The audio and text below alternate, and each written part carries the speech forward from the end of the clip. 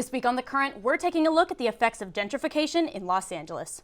Welcome, I'm Helen Flourish. And I'm Cindy Robinson. Many lower-income neighborhoods across the city are changing as new businesses and residents move in. One reason is the high cost of housing. According to a new report by USC, LA renters can expect to pay even higher rates as demand grows and vacancy rates fall. The average rent in Los Angeles County for 2015 was close to $1,400 per month, which was a 4.8% increase from 2014. The average median household income for Los Angeles County residents was just under $40,000 in 2015. This means the average rent would cost more than 40% of an average family's income. According to the Los Angeles Times, rent prices are projected to reach over $1,400 per month in 2018. USC students are seeing some effects of gentrification firsthand in the neighborhoods around campus. Annenberg Media's Ryan Thompson takes us to a street just north of campus that's home to several new businesses popular among USC students. For years, Adams and Hoover was where USC ended and Pico Union started. But now, nestled among Spanish bodegas and taco stands is a new crop of businesses that appeal to trendy, taste-minded USC students. We've just been excited to see this block alone take off, you know. It really started with Block Row as being a unique restaurant in this neighborhood, and then a bunch of other businesses have followed. 8 years ago, one tapas bar opened the door for gourmet coffee shops, tea bars, even a yoga studio. Sophomore Sarah Castle moved to this northern neighborhood over the summer. Less people are willing to venture out here for food and drink and stuff, and they have this perception of it being so far away, but it's really not. The low rents that lured businesses here are attracting students too. A new apartment complex that advertises its proximity to this dynamic neighborhood will open in the fall. It's culturally diverse, and there's a lot of interesting things going on, and it's certainly developing, and USC's played a big part in that. For Annenberg Media, I'm Ryan Thompson. The university itself is also driving changes in the neighborhood with the construction of the new USC Village, which borders the north side of campus. USC says the village will be a town center within the University Park neighborhood. It will offer 100,000 square feet of retail space for dining, shopping, and entertainment. I mean, they're having a Gap store in and a bunch of other stores. I saw the full list once, and I was like, wow, this is like a general mall. This is like practically downtown LA, LA Live type stuff. So I'm guessing that might change things a lot around here. So it's going to be really cool, nice, and convenient, especially me being at the dental school. Just walk across, get a quick snack, and come back, and instead of having to go all the way across campus or this way. But I think it's going to be good for a lot of students, and it's going to attract a lot of, keep the community even more together. Several community groups opposed the construction of USC Village, but the plans proceeded anyway. The complex is expected to open in the fall of 2017. Now here in the studio, we have Jaime to talk more about all of the changes that are going on around USC. Jaime is a lifelong resident of South Central LA. He graduated from the Price School of Policy, and now he coordinates community engagement here at USC Annenberg. Jaime, thank you so much for joining us. My pleasure being here this evening with you. Thank you very much for hosting me. Yeah, we're so glad to have you. So first of all, so you grew up in South LA. Correct. Okay, so could you tell me a little bit about what it was like to see USC, here in your neighborhood growing up as a kid? I never thought that I would be here sitting, speaking to you when I was growing up as a kid. I never thought that I would earn a master's degree from USC, from the Price School back in 2010. I never thought that my life would turn out to be what it is today. Why? Because my story begins with my parents. They immigrated to this country from a small Central America country called Guatemala. And they came here with a dream, like many immigrants come to the United States to pursue a dream. They came here for a dream for a better life for themselves, but most importantly for a better life for their children. And with the little money that they had, they decided to settle in South Los Angeles. And as a kid growing up in the 1990s, the 1992 Rodney King riots, I still remember South LA on fire. I still remember the community looting. I still remember the National Guard on my block when martial law was declared. And it was very interesting doing that, right? And as a kid growing up in South LA, my mom has forever worked as a housekeeper. She's actually working in Beverly Hills right now as we speak at one of the most luxurious beauty salons. My dad, for 35 years, worked day and night through sweat and tears, daytime as an auto mechanic and nighttime as a bread baker, until a couple of years ago he had a horrific accident at work where he lost his finger and a machine took his finger. And growing up, my parents always would tell me that school would pay off for me.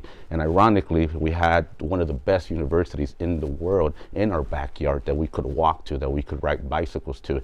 And my dad, how he kept us out of gangs was that he created the South LA soccer team that we played at Compton City College. And we would come to Exposition Park and practice here. And sometimes our soccer balls would cross over to the USC campus, and my mom would bring me to this campus. I still remember vividly as a small child with black trash bags to collect cans during the summertime and during my days off during football games. I remember having, as a young boy, coming with my mom with a black trash bag and sticking my hands in these trash cans here on this campus, getting the cans out the plastics, sometimes dumping soda out and whatever was in there and putting them in these bags. And at that moment I felt ashamed. I felt a sense of embarrassment, because I would ask myself, how come I have to do this? But as a kid, I would look around the campus, I would see the faculty, I would see the students, I would see everything that was here, resourcefulness, and I started dreaming.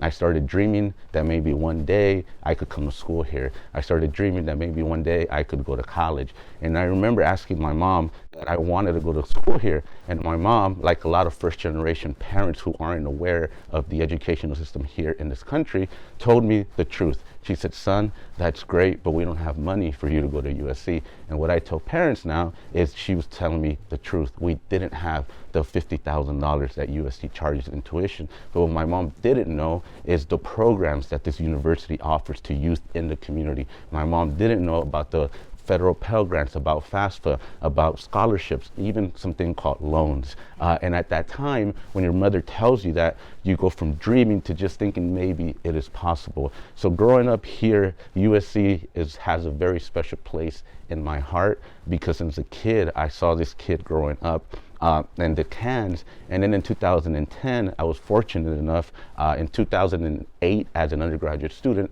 I met my lifelong mentor, who is a professor at UC Santa Barbara in the Department of Sociology, Dr. Victor Rios. And when it was the time to apply for grad school, he looked at me and he said, Jaime, you collect the cans at USC, why don't you go collect the masters now at USC? Which is probably the most, it must have been totally remarkable for you, like to go from realizing like, hey, this is something that I've looked at and dreamed of, and now, somebody's gonna help you make it a reality. But I wanted to ask, so what is the community's perception of USC? Like, what does USC mean to the community in which you grew up? USC means everything. It meant everything to me growing up. You look at this university and you look at the great resources, you know how great it is, right? Now as a community engagement coordinator that I go out, I'm able to bring the resources that USC and Annenberg is able to provide to students. But I also understand that other side of the spectrum, right? Because I was that kid looking outside in, and now I'm blessed that I'm in here serving the communities that surround this university. And do you feel like, and I would, if you could give me some positive and some negatives, like the impact that USC has on the community, like how has USC changed the community that you grew up in? Well, crime has definitely declined. It's brought a lot more cleaner streets here. It's brought more business that now, I don't have to drive as far out to be able to do things. And the entire neighborhood is changing for that matter. If you look at homes throughout surrounding the campus, everything is changing slowly. I believe that it's changing for the better and for the good, because how it was maybe 20 years ago in the 1990s, it's a whole lot different today. And that's part in because the university has committed itself into pumping funding and resources and personnel to be able to impact the community that surrounds this beautiful campus.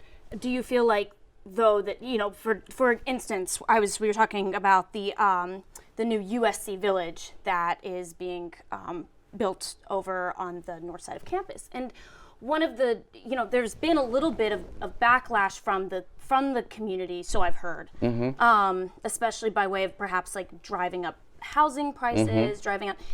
Do you have any experience with that? And, you know, as the community engagement coordinator, do you feel like there's anything that, you know, we should know or do as a community differently? Like how has that kind of that backlash impacted your position? Yeah, well, I think what the community feels is that there's been this wall created, right, between USC and the community might feel also that that wall is dividing, that this is USC territory and that's the neighborhood. The USC will go into the neighborhood, but there's a wall there, right? And for example, for the Village, the community probably doesn't feel that they'll be welcome to the Village, even though it is an open space, right? So I think once the Village opens, USC should do more of an effort to open that Village to the community, to invite community members to host, say, community festivals there or resources. So like that, you know, USC's not going anywhere. The community's not going anywhere.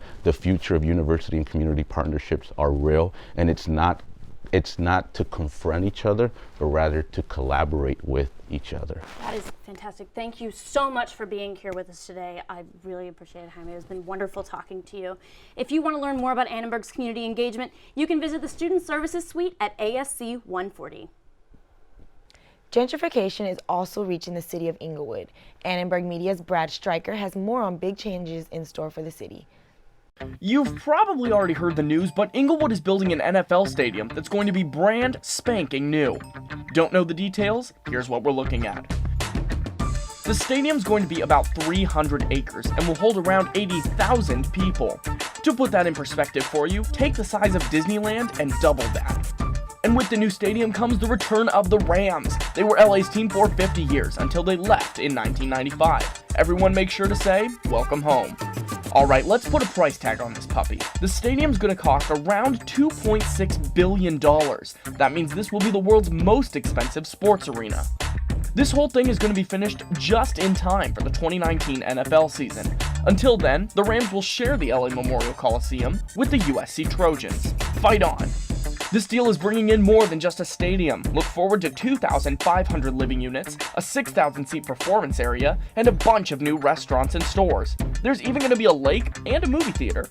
Sounds pretty great, right? Well, some business owners aren't too sure. Some longtime Inglewood residents are worried that all these new restaurants could make their businesses less popular. Annenberg Media's Scott Cook spent some time in Inglewood to find out more about how people in the city feel about the new plans. Inglewood is conveniently located on the west side of Los Angeles, just 10 minutes from the beach, LAX, and downtown. According to LA Magazine, Inglewood is also the only city on the west side where the average home prices do not exceed $1 million. But with the NFL returning to LA, Inglewood residents are concerned about how their community might be changing. With the Rams coming back to Los Angeles, Inglewood, the city of champions, will once again house a professional sporting team. And while most Angelinos are excited about the Rams' return, some Inglewood residents are less than thrilled with the changes the NFL will bring to their city. I live right here. You know, I've been going to Roscoe's, which is like down the street. I've been seeing businesses like skyrocket their prices like high. So as far as housing, you know, I'm expecting housing to go up. The proposed $2 billion stadium and entertainment complex will feature an 80,000-seat arena, a 350-room hotel, 2,500 residential units, a movie theater, and nearly 1 million square feet of retail space. It is being built on the site of the former Hollywood Park racetrack, right in the heart of Inglewood, the most affordable city on the west side of LA. Inglewood Mayor James Butts hears his citizens' concerns, but says the NFL is the right move. Well, the reality is this, most people don't realize it, but since the end of 2012, and this is based on actual sales of homes, the average price of a home in Inglewood has increased sold in Inglewood has increased about 86%. And this is before the announcement on January 12th of 2016 that the stadium was going to be built and the Rams were going to relocate to Inglewood. So what's going to happen is more of the same, actually. This is going to make properties more desirable, and the immediate impact on sales of property is that when a house is put up for sale, by the evening that the sign's been planted in the ground, there are 5 or 6 offers on every property, usually $10,000 to $50,000 over asking price. As property values continue to go up, and as Inglewood becomes made into the next big entertainment hub of Los Angeles, it leaves some people to wonder, Will this historically African-American city fall the next victim to gentrification? Most people associate the word gentrification with race, which is a falsity. And so what's happening in Inglewood right now, and what will continue to happen, is not gentrification. What's happening is that our desirable neighborhoods will sell and turn over because people are getting older, their children have moved away, and now they get to exercise their nest egg, increasing in value, and sell, and that's what's happening. Mayor Butts expects the future Inglewood Stadium to bring in tens of millions of dollars annually from sales tax revenues. He also expects it will provide nearly 15,000 permanent new jobs. And as for the team itself? Oh, well, you know what, since I'm a results-oriented person, and I definitely know Stan Kroenke is, I expect to see a season that at least leads to the playoffs. From Inglewood, California, Scott Cook, Annenberg Media. Mayor Butts is very excited to welcome the Rams to Inglewood in the 2019 season. Inglewood isn't the only city undergoing development. Another South LA neighborhood is facing changes of its own. Leimert Park is an historical African-American community in South Los Angeles. Since the 1950s, it's been known as the center of the contemporary African-American art scene in LA. But things are changing. They're coming here and changing things. Some residents say recent development in surrounding areas has hurt local businesses. We moved over here thinking we'd be around more African-American owned businesses. Co-owner of SO1 Books in Leimert Park, James Fugate, Hello, SO1 Books, can you hold please? who didn't want to appear on camera, says the outside development is hurting overall business. There's not much else here. You know, the idea of people coming here at 10 o'clock in the morning, I'm probably the only business that's open. Other residents view the changes of Leimert Park as inevitable, but some see it as a benefit to the development of this neighborhood. City leaders expect more business to arrive as Leimert Park develops. This community here is a fine community, and it's grown. It's grown. Every community has its bad, has its good, okay? Don't get me wrong. It's called time. It's called changes. Put it like this. Nothing lasts forever. One thing remains true for Edwards. The greatest thing about it is home. The Metro line is expanding to Leimert Park and is expected to open in 2023. Thanks for watching The Current. Tweet us your thoughts on the show with the hashtag TheCurrentSC. Next week, we'll talk about the impact that technology has had on our lives. If you have a story that you would like to see, you can reach us at uscannenbergmedia.com.